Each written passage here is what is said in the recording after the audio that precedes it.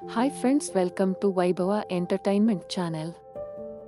ಮಂಗಳವಾರ ಹನುಮನ ಈ ರೀತಿ ಪೂಜಿಸಿ, ಬೇಡಿಕೊಂಡಿದ್ದೆಲ್ಲ ನೆರವೇರಲಿದೆ. ಮಂಗಳವಾರ ಭಗವಾನ್ ಹನುಮಂತನಿಗೆ ಮೀಡಲಿಟ್ಟಿರುವ ದಿನ ಎಂದು ಶಾಸ್ತ್ರ ಹೇಳುತ್ತದೆ. ಮಂಗಳವಾರ ಹನುಮಂತನ ಪೂಜೆಯಿಂದ ಒಳಿತಾಗಲಿದೆ ಎಂದು ನಂಬಲಾಗಿದೆ. ಶ್ರೀರಾಮನ ಪರಮಭಕ್ತನಾದ ಹನುಮ ಶೂನ್ಯತನು, ಶಕ್ತಿ, ವಿವೇಕ ಹಾಗೂ ಜ್ಞಾನಗಳ ಅಧಿದೇವತೆಯೇ ಶೂನ್ಯದೇ ಪರಿಗಣಿಸಲ್ಪಟ್ಟಿದ್ದಾನೆ.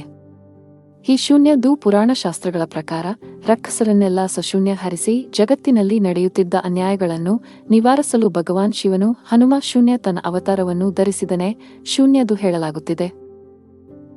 ರಾಮ ಭಕ್ತ ಹನುಮಂತನನ್ನು ಬಜರಂಗಿ, ಆಂಜನೇಯ ಮುಂತಾದ ಹೆಸರುಗಳಿಂದ ಪ್ರಪಂಚದಾದ್ಯಂತ ಭಕ್ತರು ಪೂಜಿಸುತ್ತಾರೆ. ಧೈರ್ಯ, ಸ್ಥೈರ್ಯಗಳಿಗೆ ಪ್ರಸಿದ್ಧಿಯನ್ನು ಪಡೆದುಕೊಂಡಿರುವ ಆಂಜನೇಯ ಸ್ವಾಮಿ ನಿಷ್ಠೆಗೆ ಹೆಸರುವಾಸಿಯಾದವರು. ರಾಮ ಸೀತೆಯರನ್ನು ತಮ್ಮ ಹೃದಯದಲ್ಲಿಟ್ಟು ಪೂಜಿಸುವಷ್ಟು ಕಟ್ಟ ಭಕ್ತರಾಗಿದ್ದಾರೆ. ಹನುಮಂತನಿಗೆ ತನ್ನ ಸಾಹಸಗಳಿಂದ ಹೋದಲ್ಲೆಲ್ಲ ಹಲವಾರು ಹೆಸರುಗಳಿವೆ. ಮಾರುತಿ, ಪವನ ಪುತ್ರ, ಆಂಜನಿ ಪುತ್ರ ಹೀಗೆ ಭಕ್ತರ ಭಕ್ತಿಗೆ ಅನುಗುಣವಾಗಿ ಕರೆಯಲ್ಪಟ್ಟ ಹೆಸರುಗಳಿಂದ ಹನುಮಾನ್ ಪ್ರಸಿದ್ಧರು. ಮಂಗಳವಾರದಂದು ವಿಶೇಷವಾಗಿ ಹನುಮಂತನ ಪೂಜೆಯನ್ನು ಮಾಡಲಾಗುತ್ತದೆ. ಪ್ರಾತಃ ಕಾಲದಲ್ಲಿಯೇ ಎದ್ದು ಹನುಮಾನ್ ಪೂಜೆಯನ್ನು ಮಾಡಿದರೆ ಭಕ್ತರು ಹನುಮಂತನ ಕೃಪಾಕಟಾಕ್ಷಕ್ಕೆ ಪಾತ್ರರಾಗಬಹುದು ಎಂಬುದು ಹಿಂದಿನಿಂದಲೂ ನಂಬಿಕೊಂಡು ಬಂದಿರುವ ಆಚರಣೆಯಾಗಿದೆ. ಶಕ್ತಿ, ಬಲ ಮತ್ತು ಗೌರವವನ್ನು ಹೆಚ್ಚಿಸಿಕೊಳ್ಳಲು ಹನುಮಂತನ ಪೂಜೆಯನ್ನು ಮಾಡಬೇಕು. ಹಾಗಾದರೆ ಮಂಗಳವಾರಂದು ಹನುಮನ ಪೂಜಾ ವಿಧಾನಗಳೇನು? ಯಾವ ಸಮಯದಲ್ಲಿ ಪೂಜೆ ಮಾಡಬೇಕು ಎಂಬುದನ್ನು ತಿಳಿಯಿರಿ.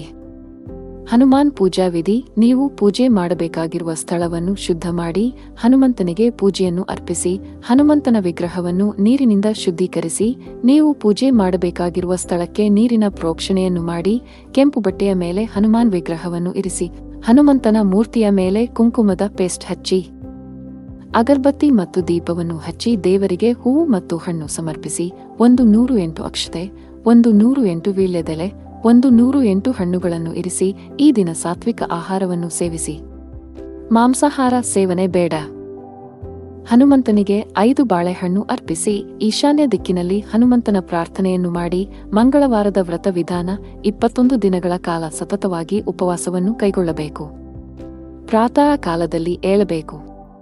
ಸ್ನಾನವನ್ನು ಮಾಡಿ ಗಂಗಾಜಲವನ್ನು ಮನೆಯಲ್ಲಿ ಪ್ರೋಕ್ಷಿಸಿ ಕೆಂಪು ವಸ್ತ್ರವನ್ನು ಧರಿಸಿ ಮೇಲೆ ತಿಳಿಸಿದ ವಿಧಾನದಲ್ಲಿ ಪೂಜೆಯನ್ನು ಮಾಡಿ. ಪೂಜೆಯ ನಂತರ ಹನುಮಾನ್ ಚಾಲೀಸವನ್ನು ಪಠಿಸಿ 15 ನಿಮಿಷ ಧ್ಯಾನ ಮಾಡಿ ನಿಮ್ಮ ಪ್ರಾರ್ಥನೆಗಳನ್ನು ದೇವರಿಗೆ ಅರ್ಪಿಸಿ. ಬೆಲ್ಲದಿಂದ ಮಾಡಿದ ಆಹಾರವನ್ನು 1 ಬಾರಿ ಸೇವಿಸಿ. ಸಂಜೆ ಚಾಲೀಸವನ್ನು ಪಠಿಸಿ ಮತ್ತು ವೃತವನ್ನು ಮುರಿಯುವ ಮೊದಲು ದೇವರಿಗೆ ನೈವೇದ್ಯ ಅರ್ಪಿಸಿ. ಹನುಮಂತನಿಗೆ ಆರತಿ ಮಾಡುವುದರಿಂದಾಗುವ ಪ್ರಯೋಜನಗಳು: ಬಲ ಮತ್ತು ಶಕ್ತಿ ಸಾಧನೆ, ಧನ ಲಾಭ, ಎಲ್ಲ ಆರ್ಥಿಕ ಸಂಕಷ್ಟ ದೂರಾಗುತ್ತದೆ, ನಿಮ್ಮ ಇಚ್ಛೆಯ ಕೆಲಸ ದೊರೆಯುತ್ತದೆ, ಮಕ್ಕಳ ಭಾಗ್ಯ, ಪಾಪ ವಿಮೋಚನೆ, ನಿಮ್ಮ ಉದ್ಯೋಗವನ್ನು ಯಶಸ್ವಿಯಾಗಿಸುತ್ತದೆ, ಬುದ್ಧಿವಂತಿಕೆ ಮತ್ತು ಜಾಣ್ಮೆಯನ್ನು ಹೆಚ್ಚಿಸಲು ಹುಡುಗರು ಶನಿ ದೋಷ ನಿವಾರಣೆ. Thanks for watching video. Please subscribe my channel.